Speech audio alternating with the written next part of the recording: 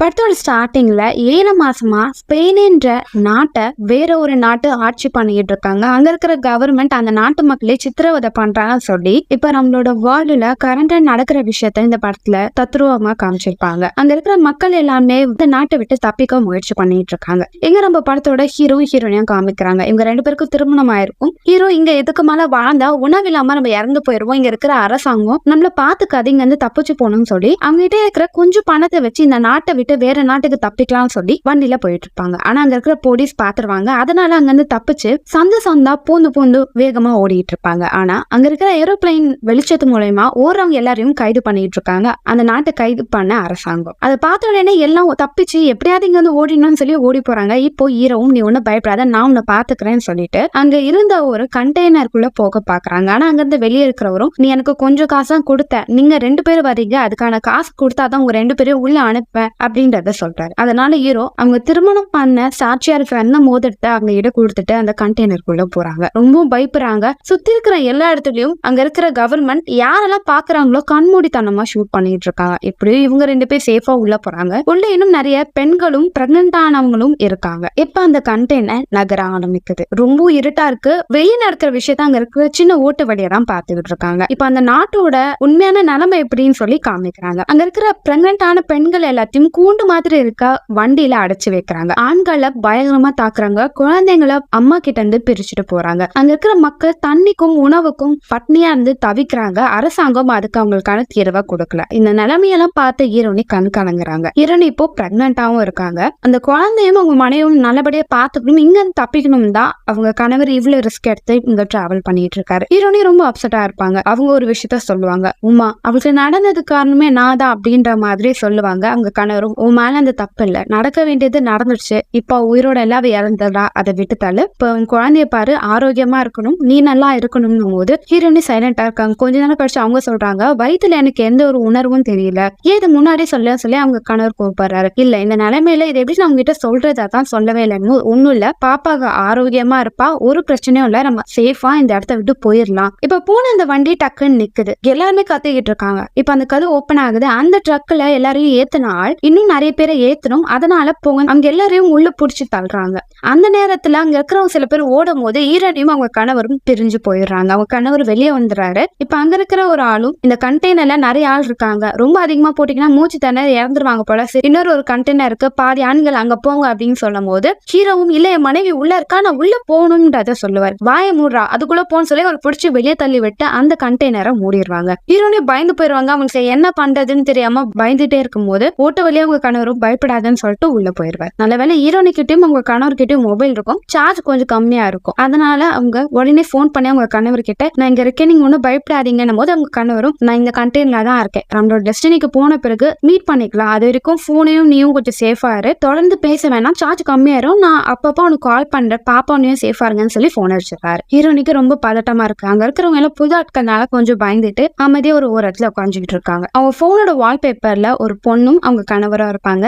இந்த பாப்பா பேர் தான் உமா, அவங்களோட குழந்தை, ஆனா இறந்து போயிருப்பாங்க. இதை நினைச்சுதான் ஹீரோனி வருத்தப்பட்டுக்கிட்டு இருப்பாங்க. இப்ப இருக்கிற இந்த குழந்தை சேஃபா பாத்துக்கணும்னு நினைப்பாங்க. இப்ப அந்த வண்டி போயிட்டே இருக்கு. திடீர்னு நிக்குது. இவங்க நாட்டோட என்ட்ரன்ஸை தாண்டி போனாதான் மத்த நாட்டுக்குள்ளேயே இவங்களால போக முடியும். ஆனா அங்க செக்யூரிட்டி ரொம்பவும் ஸ்ட்ராங்கா இருப்பாங்க. இப்ப அங்க இருக்கிற ஒரு இடம், இவ்வளவு பெரிய கண்டெய்னருக்குள்ள என்ன வச்சிருக்க, இது ஓபன் பண்ணிக்காம அப்பதான் நான் உள்ள விடுவேன் அப்படின்றத சொல்றாங்க. ஆனா வண்டி ஓட்டுனவரும் ஜி இதுக்குள்ள ஒன்னும் இல்ல, வெறும் பேப்பர் தான் இருக்கு, அது மட்டும் இல்லாம நான் டைம்குள்ள போகலன்னா என் பாஸ் என்ன இந்த வேலையை விட்டு அனுப்பிடுவாருங்க, தயவு செஞ்சு அனுப்பிடுங்கன்னு போது உன்னோட ஓனருக்கு நான் பேசிக்கிறேன், மரியாதை ட்ரக் ஓபன் பண்ணும் போது ஓபன் பண்ணி பாப்பாங்க. இவங்க ஓபன் பண்றதுக்கு முன்னாடி கண்டெய்னருக்குள்ள இருந்தவங்க எல்லாம் ஒளிஞ்சுப்பாங்க. அங்க இருக்கிற அந்த ஆளும் உள்ள போய் பாப்பாங்க. எல்லாமே ஓகே தான், சரி நீ உள்ள போடா, நான் சொல்லவும் ஷூட் பண்ண அப்படின்னும் போது அந்த ஆள் உள்ள போவான். இப்ப ஷூட் பண்ணும் போது அங்க இருக்கிற அந்த ஆளுக்கும் தெரிஞ்சிடுச்சு பாதி ஓரத்துல ஏதோ ஒரு விஷயத்த அவன் மறைச்சு வச்சிருக்கான். அதனால உள்ள போய் இங்க யார் இருக்கீங்களோ மரியாதை வெளியே வந்தீங்கன்னா உங்களை நான் விட்டுருவேன், எந்த நம்பிக்கையில இந்த ஆளு நம்பி நீங்க வரீங்க, இவன் என்ன உன்னை காப்பாத்துவான்னு நீங்க நினைக்கிறீங்களா அப்படின்னு சொல்லி பேசிட்டே இருப்பாங்க. ஹீரோனுக்கு பயம் வந்துடும், ஐயோ இவங்க ஏதாவது பண்ணிடுவாங்க சொல்லி பயந்து அவங்க என்ன பண்ணுவாங்கன்னா அங்க இருக்கிற ஒரு பாக்ஸுக்கு மேல போய் உட்காந்துப்பாங்க. இப்போ அந்த ஆள் மரியாதை வெளியே வரீங்களா இல்ல அப்படின்னும் போது ஒரு பொண்ணு மட்டும் ஓபன் பண்ணிட்டு வெளியே வருவா. அவளை பார்த்து சிரிச்சுட்டு ஷூட் பண்றாப்ல அப்படின்னு சொல்லிடுவாங்க. அந்த பொண்ணு மட்டும் இல்லாம அங்க மறைஞ்சிருக்கிற எல்லா பெண்களையும், அதாவது பிரெக்னண்டா இருக்கிற லேடியும் சேர்த்து எல்லாரையும் கொலை பண்ணிடுவான் அங்க இருக்கிற அந்த ஆள். இப்போ அங்க ஒரு குட்டி பொண்ணு நிற்பா. அந்த பொண்ணையும் பார்த்து ஷூட் பண்ண சொல்லிடுவான். இதை பார்த்து ஹீரோனி பயந்து போயிடுவாங்க. அவங்க நகராம மூச்சு விடாம சைலண்டா இருப்பாங்க. இங்க எல்லாம் இறந்துட்டாங்க, ட்ரக்கை கிளீன் பண்ணு அப்படின்றத சொல்லுவான். ஹீரோனி ஹீரோனிக்கு பயம் வந்துடும். அதனால உடனே அவங்க கணவருக்கு வாய்ஸ் ரெக்கார்ட் அனுப்புவாங்க. இங்க ஒரு ஆள் வரான், கண்டெய்னர்ல இருக்கிற எல்லாரும் கொலை பண்றான், நீ சேஃபா அப்படின்னு சொல்லி வாய்ஸ் ரெக்கார்ட் அனுப்பியிருப்பாங்க. இப்போ கொஞ்ச நேரம் கழிச்சு அங்க இறந்தவங்க எல்லா உடலையும் எடுத்துட்டு போயிடறாங்க. அந்த இடத்த லாக் பண்ணிடுறாங்க. ஹீரோனி பயத்துல அப்படியே மயக்கம் போட்டு விழுந்துடுறாங்க. இப்போ கொஞ்ச நேரம் கழிச்சு அந்த கண்டெய்னர் ஆட ஆரம்பிக்குது. என்னாச்சுன்னு கண்ணை திறந்து பார்க்கும் போதுதான் அவங்க இருக்கிற அந்த கண்டெய்னர் கப்பல்ல இருக்கு. மழை புயல்னால அந்த கப்பல் ஏடோ கூடமா சாஞ்சுக்கிட்டே போகுது. அங்க இருக்கிற ஆட்களும் பார்த்து போ, வேகமா போ, அது பிடிச்சி இல்ல அப்படின்னு கத்திக்கிட்டே இருக்காங்க. ஹீரோனி தயவு செஞ்சு காப்பாத்துங்க யாராவது, நான் உள்ள மாட்டிக்கிட்டேன்னு கத்திக்கிட்டே இருக்காங்க. அங்க இருந்து யாரோ ஒருத்தனும் யாராவது உள்ள இருக்கீங்களா சொல்லிட்டு கிட்ட வரான். இப்போ டமான்னு ஒரு சவுண்ட் கேட்கும். அங்க இருக்கிற எல்லா கண்டெய்னரும் தண்ணிக்குள்ள விழுந்துடுது. ஹீரோனி விழுந்த அதிர்ச்சினாலையும் தலையில அடிப்பட்டனால மயக்கம் போட்டு அப்படியே விழுந்துடுறாங்க. இப்போ கொஞ்ச நேரம் கழிச்சு ஹீரோனி கண்ணை திறந்து பாக்குறாங்க. அந்த கண்டெய்னருக்குள்ள தண்ணி வருது. ஹீரோனிக்கு எங்க இருக்காங்கன்னே தெரியாது. குழம்பிட்டு இருப்பாங்க. வெளியே பார்த்தா சுத்தி கடல் இருக்கும். நடுவுல அவங்க இருக்காங்க அந்த கண்டெய்னருக்குள்ள. என்ன பண்றதுன்னு தெரியாம சரி அவங்க கணவர் கால் பண்ணலான்னு போன் எடுக்கிறாங்க. போன் உடஞ்சிருக்கும். அந்த போன்ல அவங்களால யாருக்கும் கால் பண்ண முடியாது.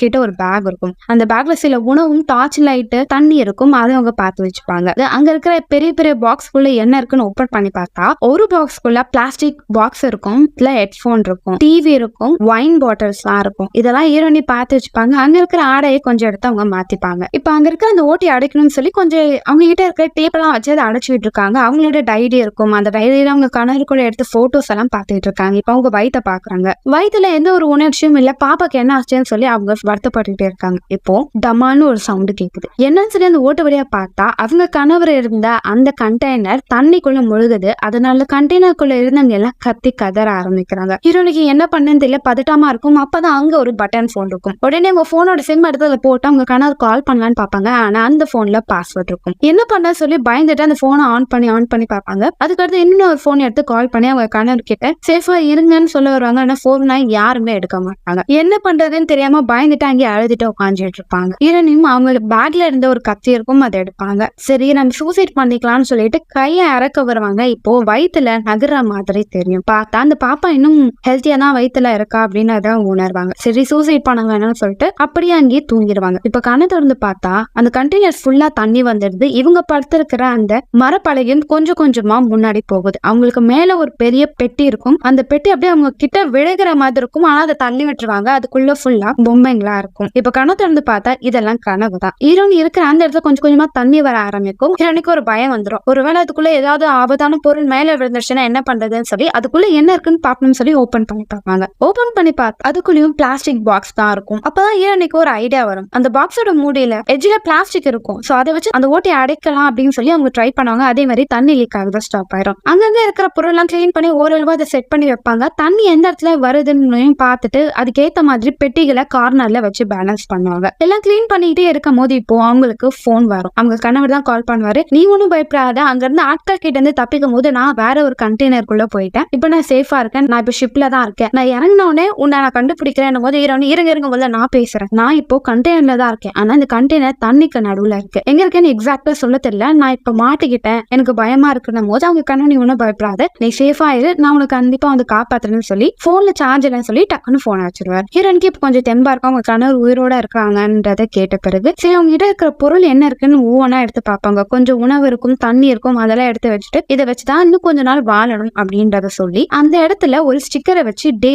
1 அப்படின்றத நோட் பண்ணுவாங்க. மேக்சிமமா அவங்களால எவ்வளவு நாள் உயிரோட இருக்க முடியும்னு சொல்லிட்டு ஒரு டேப் வச்சு நோட் பண்ணி வச்சிருவாங்க. இப்ப ஹீரோனி அங்க இருக்கிற எல்லா பொருளும் எடுத்து வச்சுட்டே இருக்கும்போது இப்ப அவங்களுக்கு வயிறு வலிக்க ஆரம்பிச்சிருச்சு. அதாவது குழந்தை பிறக்கிற நேரம் வந்துடுச்சு போல. அவங்க பயப்படுவாங்க. இப்ப வந்துடாத பாப்பா, இன்னும் கொஞ்ச நேரம் பொறுத்துக்கோன்னுவாங்க. இப்ப திடீர்னு அந்த இடத்துல இடி இடிக்குத, மழை பெய்ய ஆரம்பிக்குது. தண்ணி கொஞ்சம் கொஞ்சமா அந்த கண்டெய்னருக்குள்ள உள்ள வந்துட்டே இருக்கு. ஹீரோனி பயந்துட்டு ஒரு ஓரமா நின்னுட்டு இருக்காங்க. அவங்களோட கணவர் கால் பண்றாங்க. ஆனா போன் தண்ணியில விழுந்துருச்சு. என்ன பண்ணன்னு தெரியும் பயந்துட்டு இருக்காங்க. இப்போ வேற ஆப்ஷனே இல்ல. பாப்பா பிறக்கதான் போது பிறக்கட்டும்னு சொல்லிட்டு அதுக்கான முயற்சி பண்றாங்க. குழந்தை பிறக்கிறா. ஆனா மூச்சு பேச்சு இல்ல. இதனால அவங்க பயந்து போயிடுறாங்க. ப்ரே பண்றாங்க. மூச்சு விடு பாப்பா, ப்ளீஸ் வந்துரு அப்படின்னு சொல்லி தட்டி விட்டுட்டே இருக்காங்க. இப்ப குழந்தை மூச்சு விட்டுறா. இப்போ Day 2 காமிக்கிறாங்க. குழந்தை அழுதுகிட்டே இருக்கா. அவங்களுக்கான தாய்ப்பால் கிடைக்கல. அதனால அவங்க அம்மா ஸ்ட்ரெஸ் ஆகுறாங்க. அவங்களுக்கான போதியமான உணவும் கிடைக்கல. அந்த இடம் ஒரு அடைப்பா இருக்கு. அந்த குழந்தையில மூச்சு விட முடியாம கஷ்டப்படுறா. இப்போ அவங்க ஒரு விஷயத்த யோசிப்பாங்க. அவங்க பேக்ல ஒரு கன் மிஷின் இருக்கும், ஹோல்ஸ் போடலாம். சோ இதை வச்சு ஓட்டு போட்டு நம்ம வெளியே தப்பிக்க முடியுமான்னு பாக்கலாம் சொல்லி ஓட்டு போட்டுட்டே இருப்பாங்க. கொஞ்ச நேரம் ஓட்டு போடுவாங்க, கொஞ்ச நேரம் ரெஸ்ட் எடுப்பாங்க,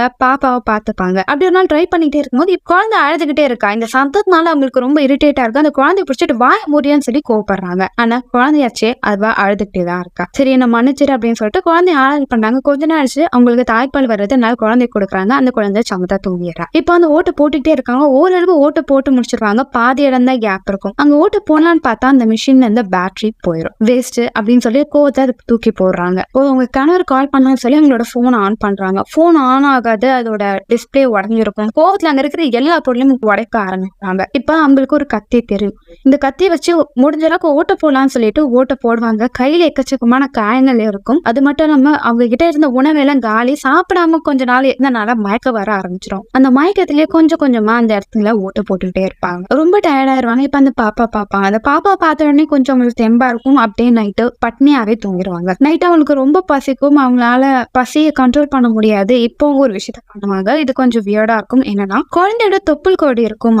அதை அவங்க சாப்பிடுவாங்க பசினால. அப்படி சாப்பிடும் போது இப்போ கண்டெய்னரை ஏதோ ஒண்ணு எடுக்கிற மாதிரி சத்தம் கேட்கும். பயந்து போயிருவாங்க. குழந்தைய தூக்கிட்டு அந்த கண்டெய்னருக்கு அந்த பக்கத்துல இருக்கிற விலங்க போ போ அப்படின்னு சொல்லி தட்டுவாங்க. கொஞ்ச நேரம் அந்த இடம் அமைதியாயிடும். அடுத்த நாள் கலந்த கத்தையை வச்சு திரும்பி ஓட்டைகள் போட்டுட்டே இருப்பாங்க. அப்படி பண்ணிட்டே இருக்கும் போது அந்த பிளேட் டக்குன்னு உடஞ்சிரும். இதுவும் போயிடுச்சுன்னு சொல்லி அப்செட் ஆயிருவாங்க. சரி தண்ணி இருக்கான்னு பார்த்தா தண்ணி சுத்தமா காலியா இருக்கும். மயக்கத்துல அவங்க என்ன பண்றாங்கன்னே தெரியாது. அங்க இருந்து தண்ணியை குடிக்க பார்ப்பாங்க. ஆனா குடிக்கூடாதுன்னு சொல்லி தலையில ஊத்திப்பாங்க. இப்ப அப்படியே மயக்கம் வரும். அப்படியே அந்த தண்ணியில இப்படி உட்காந்துருவாங்க. இப்போ அவங்களுக்கு ஒரு இல்யூஷன் வரும். அவங்க இறந்து போன உமான்ற பொண்ணு அங்க வருவா. ஏமா என்ன விட்ட அப்படின்னும் போது என்ன மன்னிச்சிரு, இதெல்லாம் ஏன் தப்புதான், உன்னை நான் விட்டுருக்க கூட, ஏன் தப்புதான் அப்படின்னு சொல்லி என்ன மன்னிச்சிரு சொல்லி அழுக ஆரம்பிப்பேன். இப்ப அவங்க கணவர் வந்து ஆறுதலா, இது உன் மேல தப்பு இல்ல, நீ உன்னை பாரு, நம்ம குழந்தைய பாரு, எதையும் நினைக்காத, நான் கண்டிப்பா வந்து உன்னை காப்பாத்துறேன். இப்ப ஹீரோனி டக்குன்னு கண்ணை திறந்து பார்ப்பாங்க. அந்த இடத்துல மழை பெய்ய ஆரம்பிக்கும். மழை தண்ணியை வச்சு குடிக்கலாமேன்னு சொல்லி அங்க இருக்கிற எம்டி பாக்ஸ் எல்லாம் வச்சு தண்ணி பிடிப்பாங்க. அந்த தண்ணியை கொஞ்சமா குடிக்க ஆரம்பிப்பாங்க. அப்படி தண்ணி குடிச்சிட்டே இருக்கும் போது அவங்க கிட்ட ஒரு பாக்ஸ் இருக்கும், ஸ்டீல் பாக்ஸ். அதுல இருக்கிற பாதி மூடியை உடைப்பாங்க. உடைச்சல தண்ணி குடிக்கலாம் போது அவங்களுக்கு ஒரு ஐடியா வந்திருக்கும். என்னன்னா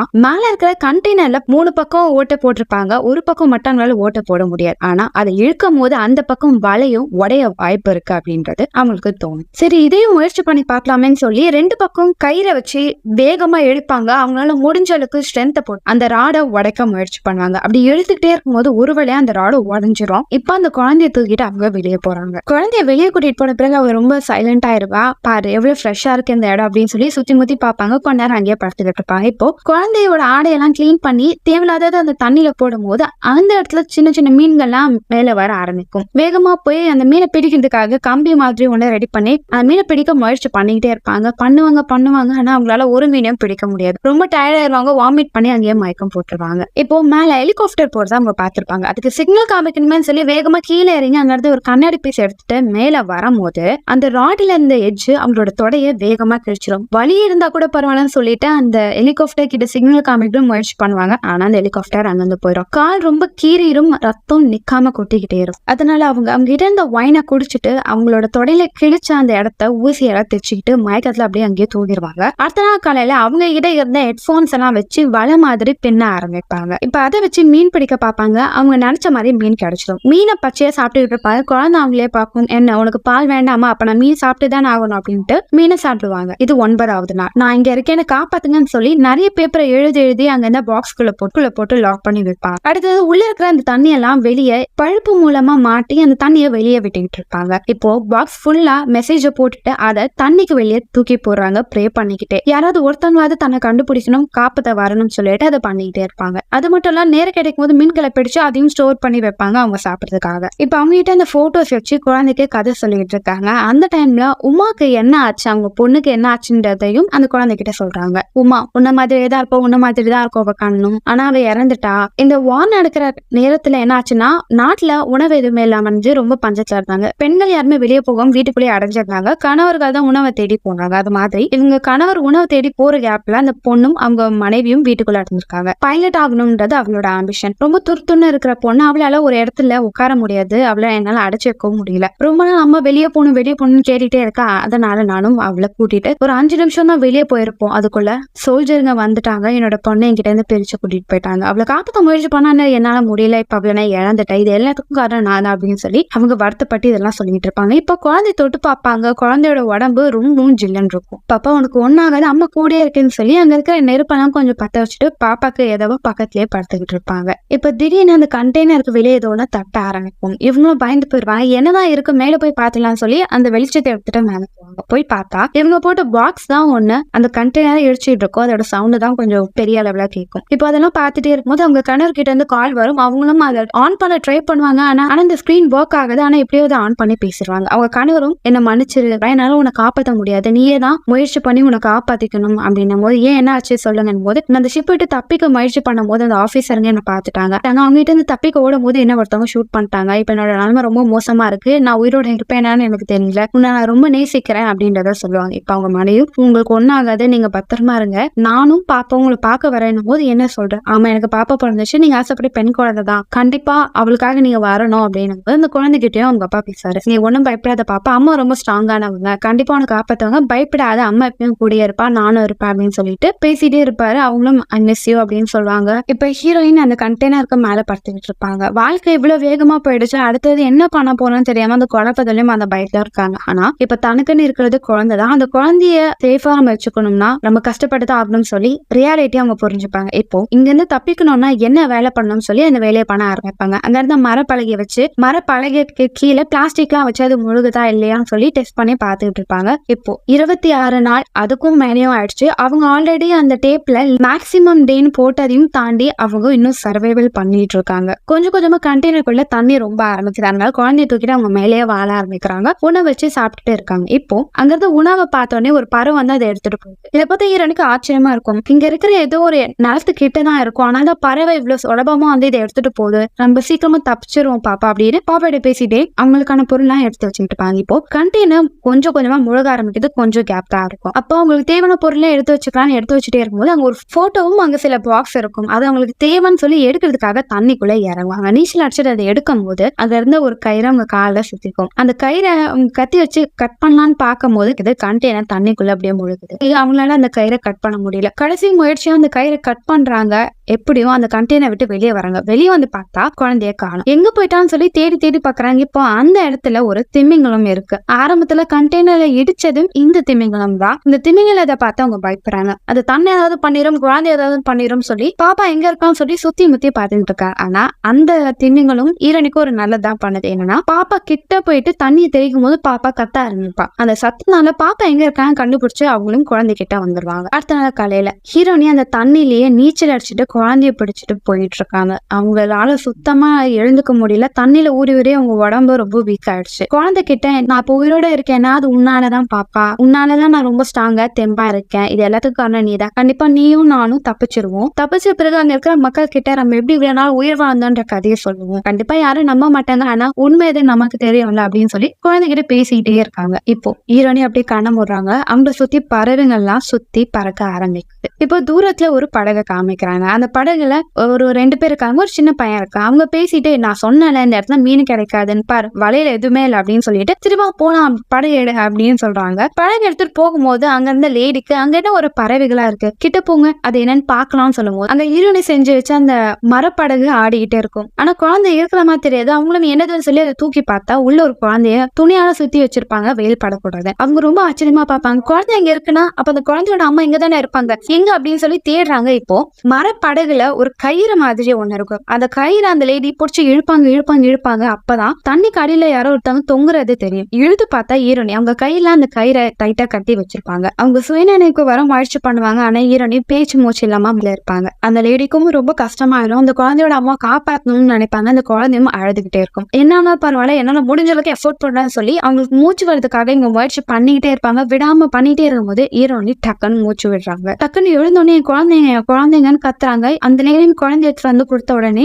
ஹீரோனிக்கு ஒண்ணும் புரியல, எங்க இருக்குன்னு சொல்லி சுத்தி முத்தி பாக்குறாங்க. ஒரு குழந்தை கை காமிக்கிறான். அப்படியே பாத்துக்கிட்டே இருக்காங்க. இப்பதான் அவங்களுக்கு கொஞ்சம் நினைவு வருது, அவங்க தப்பிச்சுட்டாங்க, அவங்க சில பேர் காப்பாத்திட்டாங்கன்னு. ஆனந்த கண்ணீர் வருது. அப்படியே கண்ணெல்லாம் கலங்குது, அழுக ஆரம்பிக்கிறாங்க, சந்தோஷமா சிரிக்கிறாங்க. இதோட இந்த படத்தை முடிக்கிறாங்க.